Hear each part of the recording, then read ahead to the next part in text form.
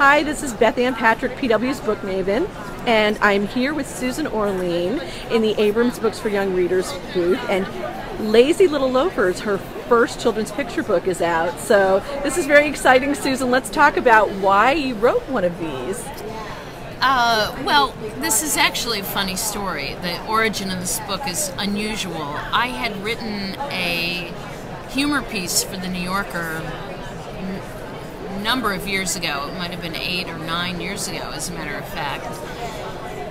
This was before I had a child, and it was a pretty acerbic, funny piece about how babies should be put to greater use than sitting around looking cute. And I remember that piece very well. It's funny when I think back on it now and think of my frame of mind at the time I wrote it, but in the intervening years it had come out in a collection that I had, and Susan Van Meter, an editor at Abrams, had contacted me. We were talking about another idea for a children's book, and she said, you know what, I think this would make a great kids book.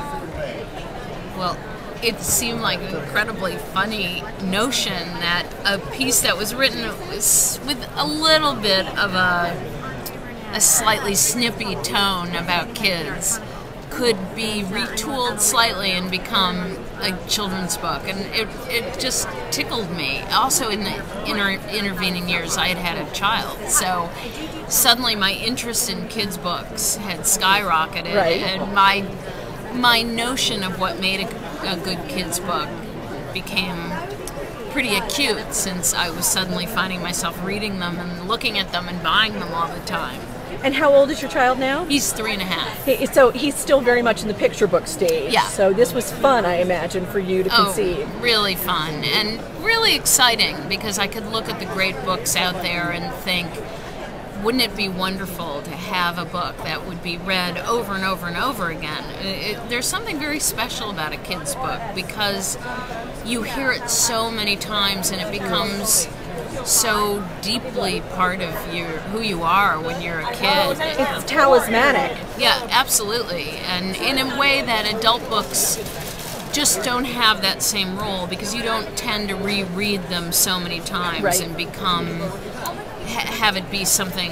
My son likes to sleep with the books he really likes. So that's such a sweet thing when your children are young enough to cuddle with their books in a way.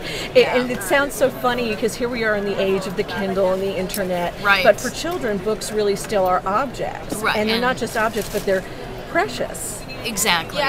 So it was a very special and an interesting sidetrack to the work that I do, and a lot of fun to see the visual component of it evolve, since that is entirely new for me. Well, how did you get involved in that? I'm very interested, because of course you're a writer, and you're a writer of real substance, and so first of all, writing a children's book must have been different, but then getting involved in the process with the illustrator. Let's talk about that.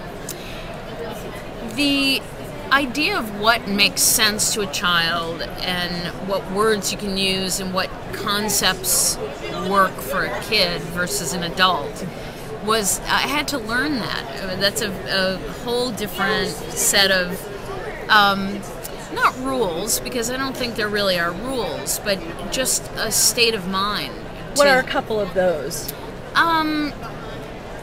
There are certain notions that could be scary to a kid that wouldn't be at all scary to an adult. We were talking about having a little section about the person who has to clean the teeth of the lion at the zoo. And then we started thinking, well, would that be a little scary to a child, to imagine that somebody puts their head in the mouth of a lion to clean their teeth? With adults, you don't have to worry about whether they're going to have bad dreams later about something they read in your book. But I also felt like it was appropriate to use words that maybe don't automatically fit in a child's vocabulary, so that they could learn new words. So I didn't dumb it down. I didn't make it childish. We took the tone and adapted it to being the tone of an older sibling who has a perhaps a young new baby in the family and thinks, babies, everybody thinks babies are such a big deal. Well, they don't do anything. They should work. They should have a job. They should be purposeful. So we adjusted the tone a little, which was really fun to do, fun to work on that and see how you could tweak subtly the tone of a piece and make it have a connotation that was quite different. Working with the illustrator was a pleasure. He and I never met. Our communication was mostly via our editor, but I felt like we were just in sync. He read the material. I think he felt a nice connection with it. And the first time I saw his sketches, I thought, yes, this is the world in this book. This is the way this world should look. So